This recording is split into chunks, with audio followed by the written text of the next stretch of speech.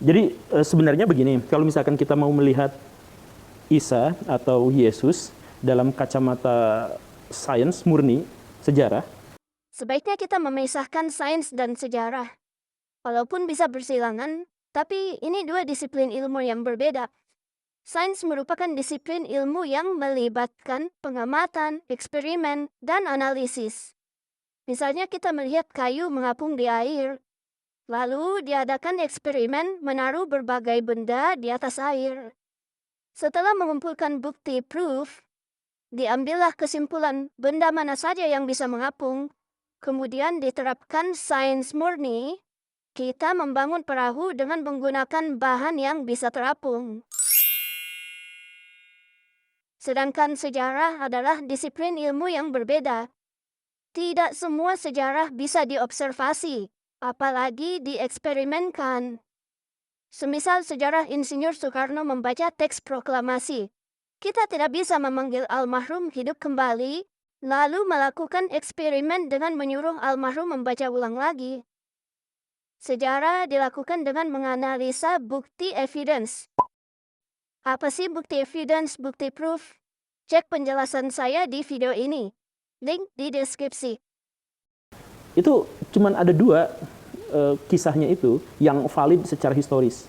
Bahwa beliau ketika dibaptis dan beliau ketika disalibkan. Udah. Saya kurang tahu ya soal penelitian Yesus dibaptis, tapi Guru Gembul benar. Kisah penyaliban Yesus valid secara historis. Bukti evidence-nya paling kuat dan paling sulit dibantah. Gak ada cerita lain. Jadi misalkan bagaimana waktu kecilnya seperti apa, kemudian yang lainnya seperti apa, kehidupannya seperti apa, perilakunya seperti apa, status pernikahannya seperti apa, dan sebagainya.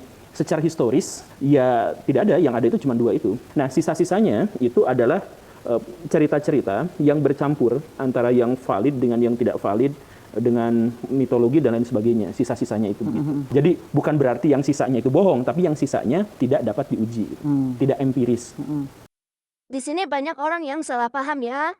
Secara sederhana, Guru Gembul mau sampaikan bahwa bukti peristiwa yang lain ada yang kuat, ada yang lemah. Misalnya status nikah Yesus. Tidak ada catatan sejarah yang menuliskan Yesus pernah menikah. Potongan kertas yang pernah dimunculkan sebagai bukti ternyata palsu. Catatan lain adanya di buku novel fiksi modern. Bukti-bukti ini lemah dan terbantahkan. Contoh lain, kisah perempuan yang berzina.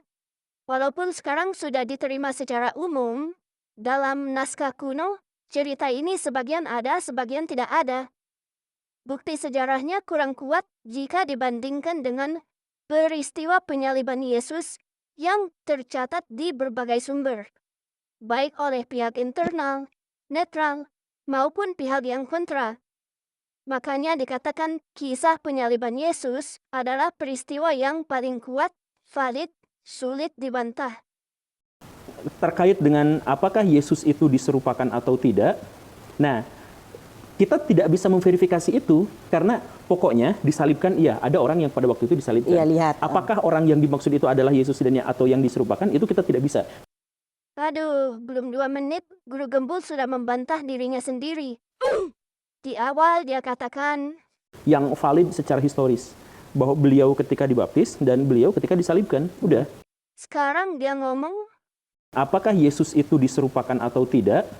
Nah, kita tidak bisa memverifikasi itu. tapi ya, kita maklumi saja posisinya sekarang.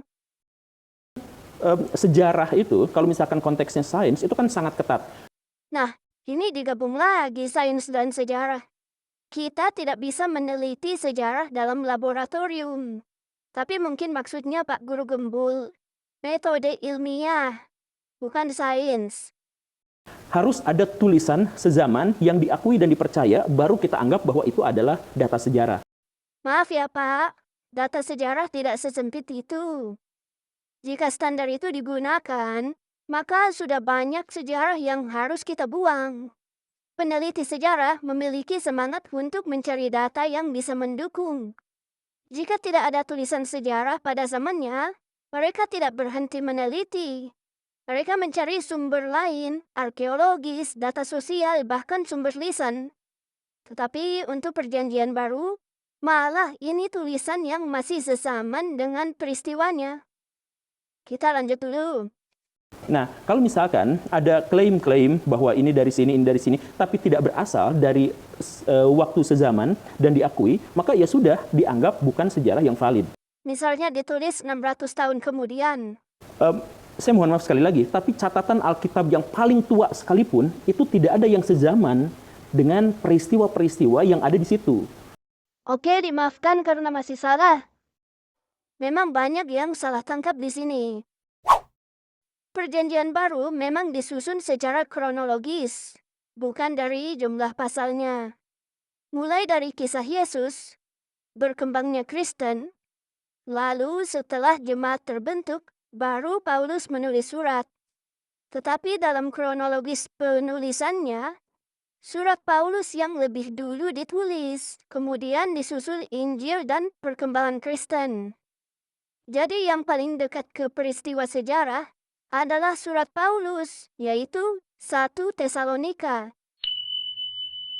Dan di pasal 2 ayat 15, Paulus menuliskan pembunuhan Yesus.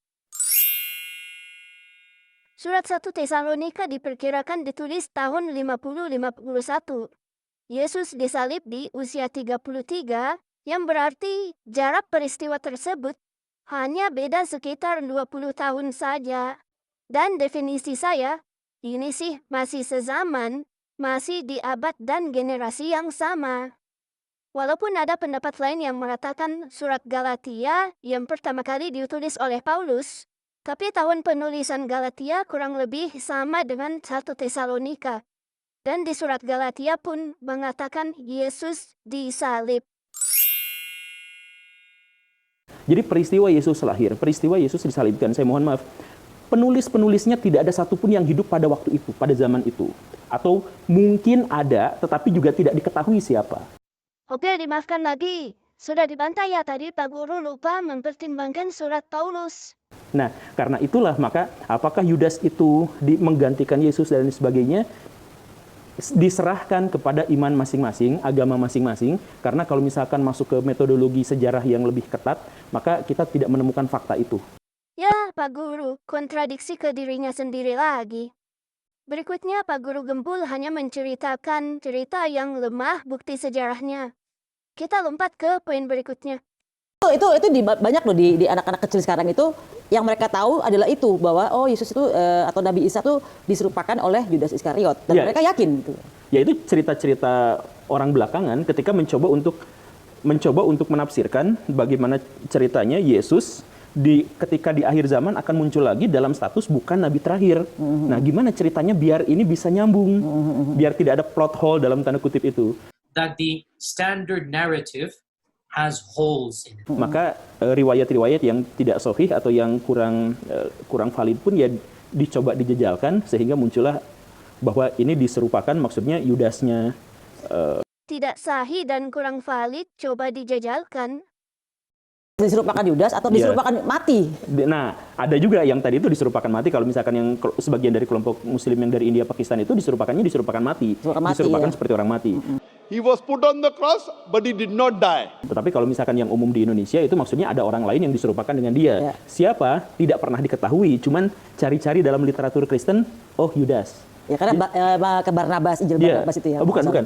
Sudah benar ya, sumbernya dari Injil Barnabas.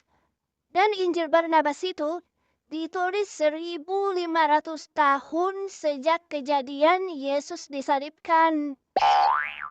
Dan Injil Barnabas tidak diakui oleh Kristen.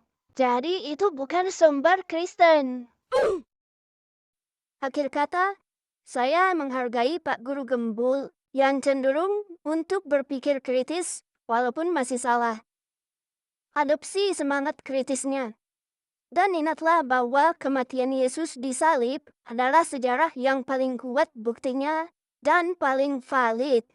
Terimalah kebenaran itu. Oke? Tuhan Yesus mengasihimu.